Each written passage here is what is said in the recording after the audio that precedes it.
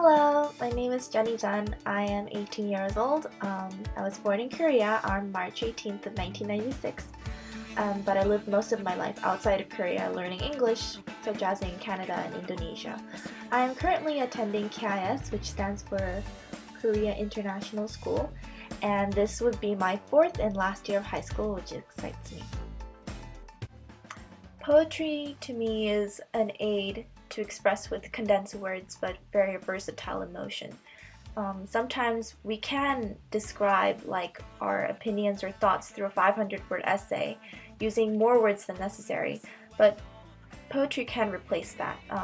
Maybe with far less description, but like heavier emotion and a very stronger sense of appeal to our feelings. With regards to genres such as imagism that we learned in class, poetry can replace 1,000 words as a picture does, with such a gentle touch of emotion and expression. So for today, I'll be reading Shel Silverstein's Little Abigail and Beautiful Pony. It's a very narrative poem. I wish I could have chosen a more mature poem with like poetic depth to it, but this poem plays a part of my childhood which suits more to the category of favorite poem.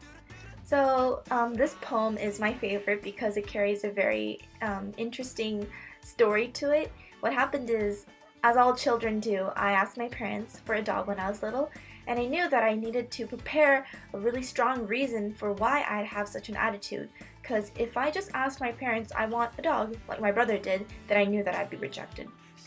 So while searching for the evidence, I stumbled across Shel Silverstein's anthology called Falling Up, and in there was a lot of poems, but I found this one poem, which I'm going to read to you guys, that consisted of very strong support and bias that I could read to my parents and they'd automatically think that they had to buy me a dog. Did it work out? No, but it's just a funny story that I really like to recall myself.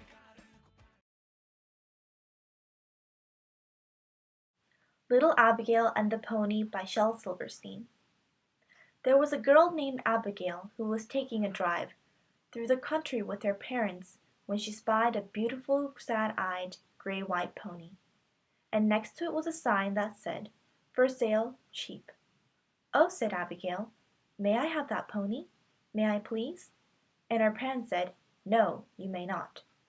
And Abigail said, "But I must have that pony." And her parents said, "Well, you can't have that pony. But you can have a nice butter pecan ice cream cone when we get home." And Abigail said, "I don't want a butter pecan ice cream cone. I want that pony. I must have that pony." And her parents said, "Be quiet and stop nagging. You're not getting that pony." And Abigail began to cry and said, "If I don't get that pony, I'll die." And her parents said, "You won't die. No child ever died yet from not getting a pony." And Abigail felt so bad that when she got home she went to bed, and she couldn't eat, and she couldn't sleep, and her heart was broken. And she did die, all because of a pony that her parents wouldn't buy.